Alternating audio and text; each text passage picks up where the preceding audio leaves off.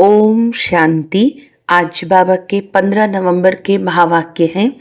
बाबा ने कहा, मीठे बच्चे, अपनी जांच करो कि कितना समय बाप की स्मृति रहती है, क्योंकि स्मृति में है ही फायदा, विस्मृति में है घाटा। प्रश्न है, इस पाप आत्माओं की दुनिया में कौन सी बात बिल्कुल असंभव है और क्यों? उत्तर है, यहाँ कोई कहे हम पुण्य आत्मा हैं, ये बिल्कुल असंभव है, क्योंकि दुनिया ही कलयुगी तमो प्रधान है। मनुष्य जिसको पुण्य का काम समझते हैं वह भी पाप हो जाता है, क्योंकि हर कर्म विकारों के वश हो करते हैं। ओम शांति। ये तो बच्चे समझते होंगे हम अभी ब्रह्मा के बच्चे, ब्रह्मा कुमार कुमारियां हैं, फिर बाद में होते हैं देवी देवता। ये तो तुम ही समझते हो, दूसरा कोई नहीं समझते। तुम जानते हो हम ब्रह्मा कुमार कुमारियां बेहद की पढ़ाई पढ़ रहे हैं, 84 जन्मों की पढ़ाई भी पढ़ते, सृष्टि चक्र की पढ़ाई भी पढ़ते। फिर तुमको ये शिक्षा मिलती है कि पवित्र बनना है।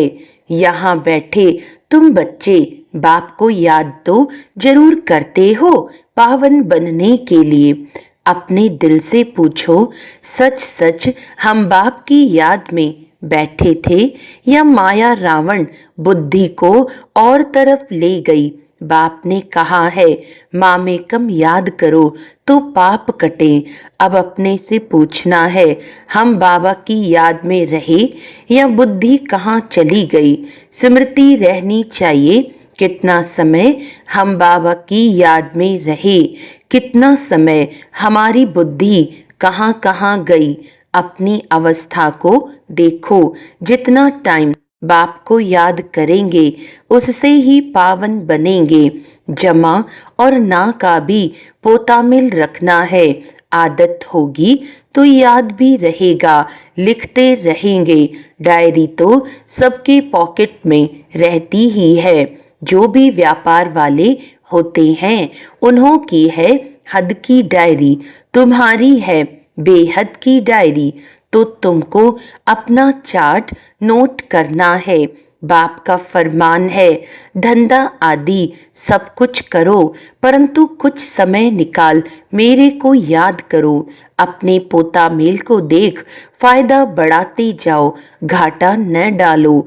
तुम्हारी युद्ध तो है ना, सेकंड में फायदा सेकंड में घाटा झट मालूम पड़ता है, हमने फायदा किया या घाटा। तुम व्यापारी हो ना, कोई विरला यह व्यापार करे। स्मृति से है फायदा, विस्मृति से है घाटा। ये अपनी जांच करनी है। जिनको ऊंच पद पाना है उनको तो ओना रहता है। देखें हम कितना समय विस्मृति में रहे, ये तो तुम बच्चे जानते हो। हम सब आत्माओं का बाप पतित पावन है, हम असुल आत्माएं हैं, अपने घर से यहाँ आए हैं। ये शरीर लेकर पाठ बजाते हैं। शरीर विनाशी है, आत्मा अविनाशी है। संस्कार भी आत्मा में रहते हैं। बाबा पूछते हैं, हे आत्मा याद करो, इस जन्म के छोटेपन में कोई उल्टा काम तो नहीं किया है? याद करो, 3-4 वर्ष से लेकर याद तो रहती है। हमने छोटेपन में कैसे बिताया है, क्या क्या किया है? कोई भी बात दिल अंदर खाती तो नहीं है। याद करो, सतयुग में पाप कर्म होते ही नहीं तो पूछने की बात नहीं रहती। यहाँ तो पाप होते ही हैं। मनुष्य जिसको पुण्य का काम समझते हैं वह भी पाप ही है। ये है ही पाप आत्माओं की दुनिया। तुम्हारी लेन देन भी है पाप आत्माओं से। पुण्य आत्मा यहाँ है ही नहीं। पुण्य आत्माओं की दुनिया में फिर एक भी पाप आत्मा नहीं। पाप आत्माओं की दुनिया में एक भी पुण्य आत्मा नहीं हो सकती। जिन गुरुओं के चरणों में गिरते हैं वह भी कोई पुण्य आत्मा नहीं है। यह तो है ही कलयुग, सो भी तमो प्रधान। तो इसमें कोई पुण्य आत्मा होना ही असंभव है। पुण्यात्मा बनने के लिए ही बाप को बुलाते हैं कि आकर हमको पावन आत्मा बनाओ। ऐसे नहीं कोई बहुत दान पुण्य आदि करते हैं, धर्मशाला आदि बनाते हैं, तो वह कोई पुण्यात्मा है? नहीं। शादियों आदि के लिए हॉल आदि बनाते हैं, ये कोई पुण्य थोड़ी है। ये समझने की बातें हैं। ये है रावण राज्य, पाप आत्माओं की आसुरी दुनिया। इन बातों को सिवाय तुम्हारे और कोई नहीं जानते। रावण भले है, परंतु उनको पहचानते थोड़े हैं। शिव का चित्र भी है, परंतु पहचानते नहीं हैं। बड़े बड़े शिवलिंग आदि बनाते हैं, फिर भी कह देते नाम रूप से न्यारा है, सर्वव्यापी है। इसीलिए बाप ने कहा है, यदा यदा ही भारत में ही शिव बाबा की गिलानी होती है।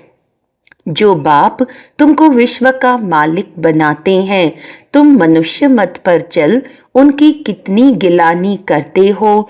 मनुष्य मत और ईश्वरीय मत का किताब भी है ना, यह तो तुम ही जानते हो और समझाते हो। हम श्रीमत पर देवता बनते हैं, रावण मत पर फिर आसुरी मनुष्य बन जाते हैं। मनुष्य मत को आसुरी मत कहा जाएगा। आसुरी कर्तव्य ही करते रहते हैं। मूल बात ईश्वर को सर्वव्यापी कह देते। कच्छ अवतार मत्स्य अवतार तो कितने आसुरी छी बन गए हैं। तुम्हारी आत्मा कच्छ मच्छ अवतार नहीं लेती, मनुष्य तन में ही आती है।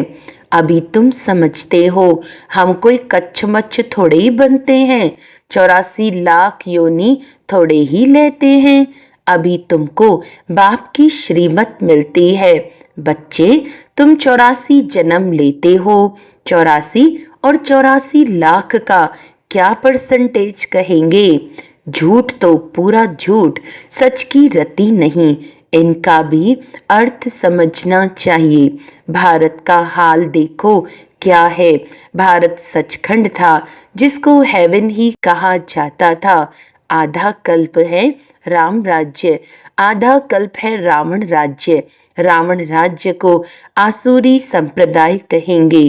कितना कड़ा अक्षर है। आधा कल्प देवताओं का राज्य चलता है।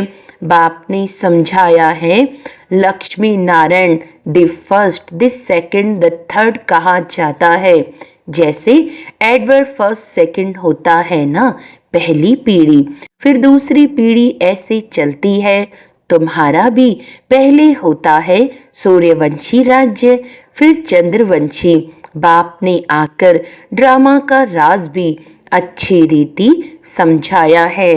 तुम्हारे शास्त्रों में ये बातें नहीं थी। कोई कोई शास्त्रों में थोड़ी लकीरें लगाई हुई हैं, परंतु उस समय जिन्होंने पुस्तक बनाए हैं उन्होंने कुछ समझा नहीं है। बाबा भी जब बनारस गए थे उस समय ये दुनिया अच्छी नहीं लगती थी। वहां सारी दीवारों पर लकीर बैठ लगाते थे।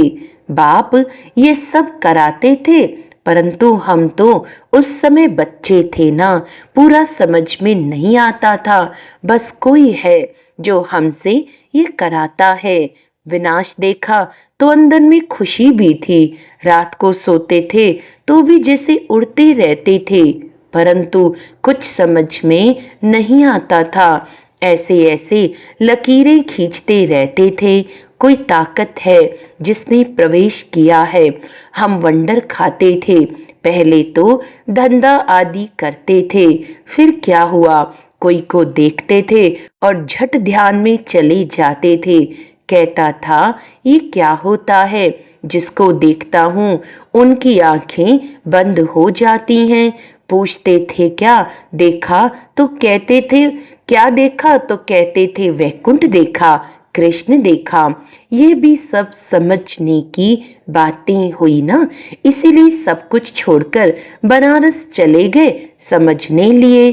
सारा दिन बैठा रहता था, पेंसिल और दीवार, और कोई धंधा ही नहीं।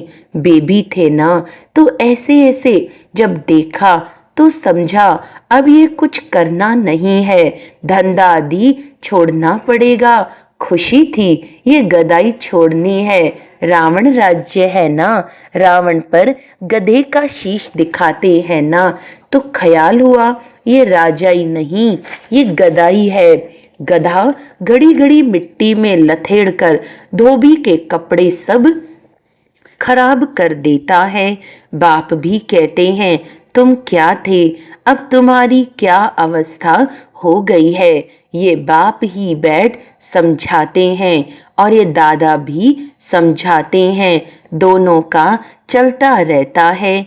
ज्ञान में जो अच्छी रीति समझाते हैं वे तीखे कहेंगे, नंबरवार तो है ना।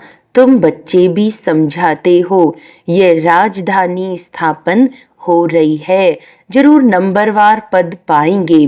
आत्मा ही अपना पाठ कल्प कल्प बजाती है, सब एक समान ज्ञान नहीं उठाएंगे।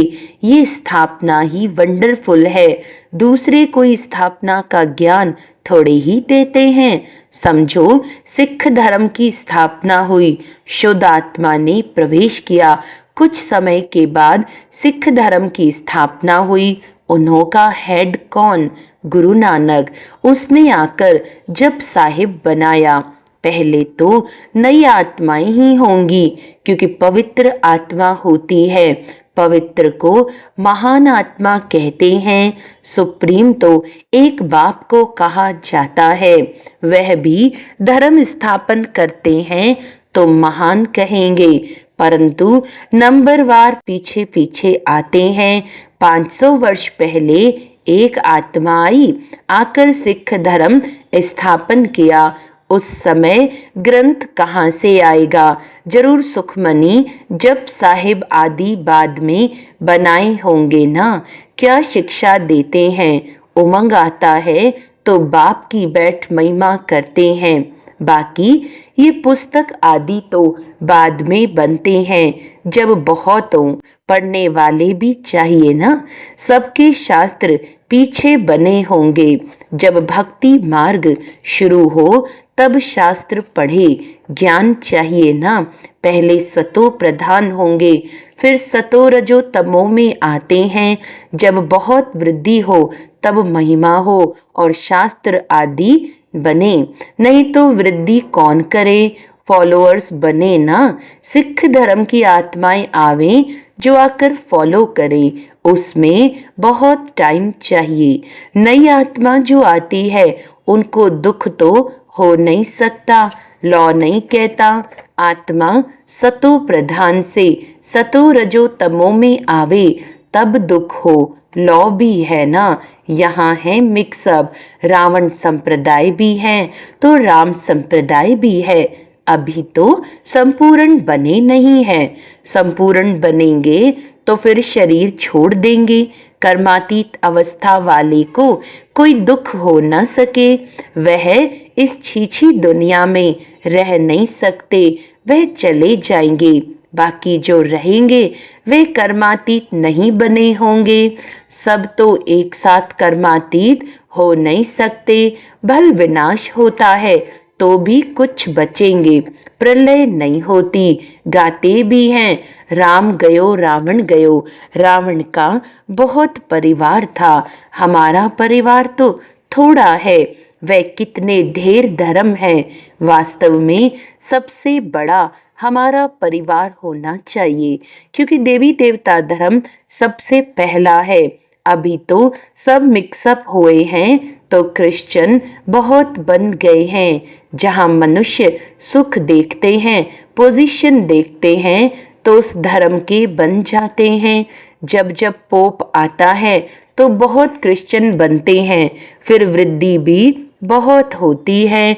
सतयुग में तो है ही एक बच्चा एक बच्ची, और कोई धर्म की ऐसे वृद्धि नहीं होती।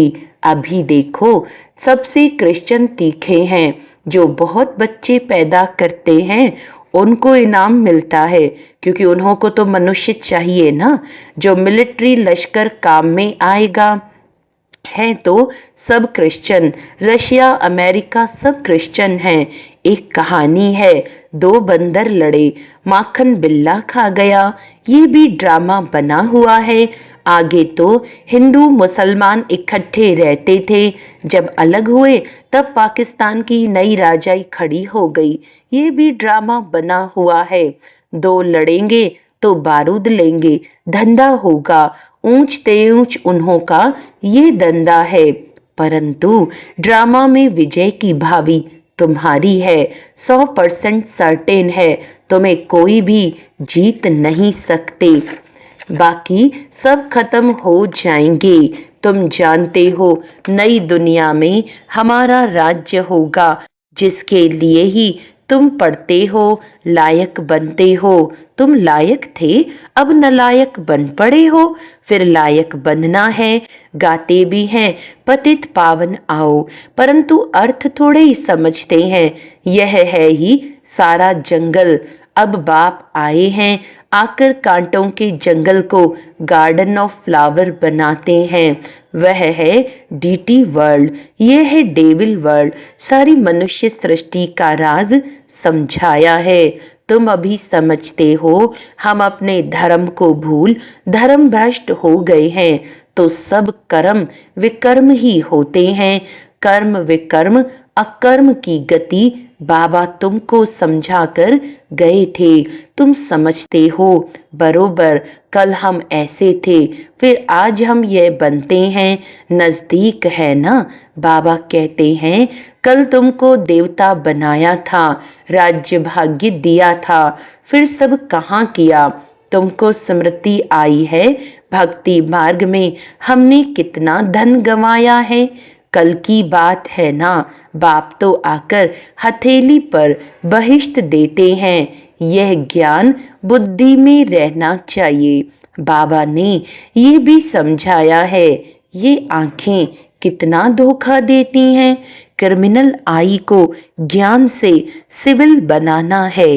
अच्छा, मीठे मीठे सिकिलदे बच्चों प्रति माता पिता बाप दादा का याद प्यार और गुड मॉर्निंग। रूहानी बाप की रूहानी बच्चों को नमस्ते। हम रूहानी बच्चों की रूहानी बाप दादा को याद प्यार गुड मॉर्निंग, नमस्ते नमस्ते नमस्ते जी। धारणा के लिए मुख्य सार है, अपनी बेहद की डायरी में चार्ट नोट करना है कि हमने याद में रहकर कितना फायदा बढ़ाया, घाटा तो नहीं पड़ा। याद के समय बुद्धि कहाँ कहाँ गई। इस जन्म में छोटेपन से हमने कौन कौन से उल्टे कर्म अथवा पाप हुए हैं वह नोट करना है। जिस बात में दिल खाती है उसे बाप को सुनाकर हल्का हो जाना है। अब कोई भी पाप का काम नहीं करना है। वरदान है, कर्म बंधन को सेवा के बंधन में परिवर्तन कर सर्व से न्यारे और परमात्म प्यारे भव। परमात्म प्यार ब्राह्मण जीवन का आधार है, लेकिन वह तब मिलेगा जब न्यारे बनेंगे। अगर प्रवृत्ति में रहते हो तो सेवा के लिए रहते हो। कभी भी यह नहीं समझो कि हिसाब किताब है, कर्म बंधन है, लेकिन सेवा है। सेवा के बंधन में बंधने से कर्म बंधन खत्म हो जाता है। सेवा भाव नहीं तो कर्म बंधन खींचता है। जहाँ कर्म बंधन है वहाँ दुख की लहर है। सेवा के बंधन में खुशी है। इसीलिए कर्म बंधन को सेवा के बंधन में परिवर्तन कर न्यारे प्यारे रहो तो परमात्म प्यारे बन जाएंगे। स्लोगन है, श्रेष्ठ आत्मा वह है जो स्वस्थिति द्वारा हर परिस्थिति को पार कर ले। अच्छा, आज का व्यक्त इशारा है, जैसे आजकल के जमाने में पैर के नीचे पहिए लगाकर दौड़ते हैं, वे कितने हल्के होते हैं, उनकी रफ्तार तेज हो जाती है। तो जब बाप चला रहा है तो श्रीमत के पहिए लगने से स्वतः ही पुरुषार्थ की रफ्तार तेज हो जाएगी और सफलता मिलती रहेगी। सेवा में कोई भी कदम उठाते हो तो 3 बातें सदा स्मृति में रखो। पहला, एक नामी यानी एक का ही नाम वाला हो। दूसरा, एक मत और तीसरा, इकोनॉमी। अच्छा, ओम शांति।